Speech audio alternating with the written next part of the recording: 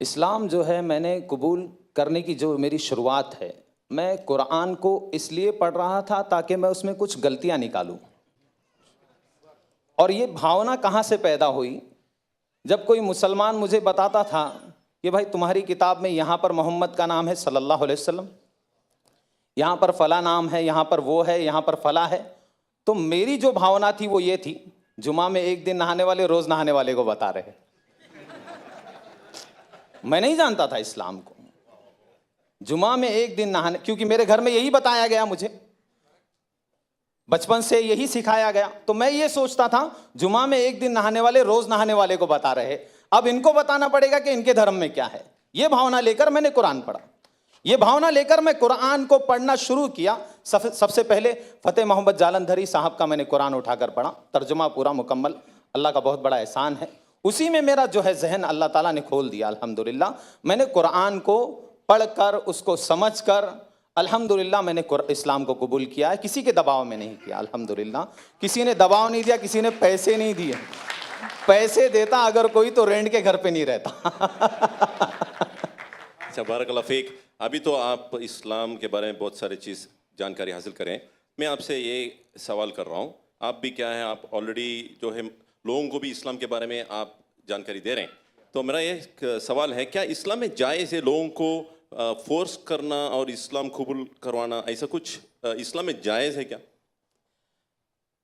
कुरान की आयत है, अल्लाह ताला ने कुरान में अध्याय नंबर 2 के श्लोक नंबर 256 में अल्लाह ने कहा, ला इकराह फिद्दीन, धर्म के नाम पर कोई जबरदस्ती नहीं है। कद तबय्यन रुश्द मिनल गई, मैंने अंधकार और प्रकाश को वाज़ेह कर दिया। अंधकार क्या है? अंधकार ये है कि उस सच्चे पालनहार को छोड़कर किसी अन्य के सामने अपने माथे को टेकना, जिसने अपनी माँ की कोख में, हमारी माँ की कोख में हम सबका निर्माण किया है, उसको छोड़कर उसकी पूजा करना जो खुद माँ की कोख से आए है, उसकी पूजा करना जो सूर्य की पूजा जो खुद अस्त हो जाता है, जो खुद निकलता है, उसकी पूजा करना, ये अंधकार है। प्रकाश क्या है? जिसने इस प्रकाश देने वाले सूर्य की पूजा की बनाया है, उसकी पूजा की जाए, ना कि सूरज की पूजा की जाए, ना कि चांद की पूजा की जाए। ये कुरान की बहुत सारी आयतें हैं। कुरान में भी अध्याय नंबर 41 में भी पालनहार ने कहा है, अल्लाह ताला कहता है, सच्चे पालनहार कहते हैं कि ला तस्जुदू लिश्शम्सी वला लिलकमरी वस्जुदू, नतमस्तक मत होना न सूर्य के सामने न चंद्र के सामने, बल्कि उस शक्ति के सामने, उस पालनहार के सामने नतमस्तक होना, लिल्लाहिल्लज़ी खलक़हुन्ना इन कुंतुम इय्याहु ताबुदून, जिसने निर्माण किया है इन सारी चीज़ों का, उसके सामने झुको। न सूर्य के सामने झुको, न चंद्र के सामने झुको। तो इस्लाम जो है ये सिखाता है, एक ईश्वरवाद सिखाता है, सच्चे पालनहार की भक्ति सिखाता है, उसके आदेश के अनुसार जीवन व्यतीत करना सिखाता है। इंसान सुबह कैसे करे, शाम कैसे करे। पहले जानवर था, अभी इंसान बन गया, ऐसा लगता है मुझे। पहले मुझे नहीं मालूम था कैसे जीना है, क्या करना है। सोकर उठूं तो क्या करूं? सोकर उठना भी भक्ति है।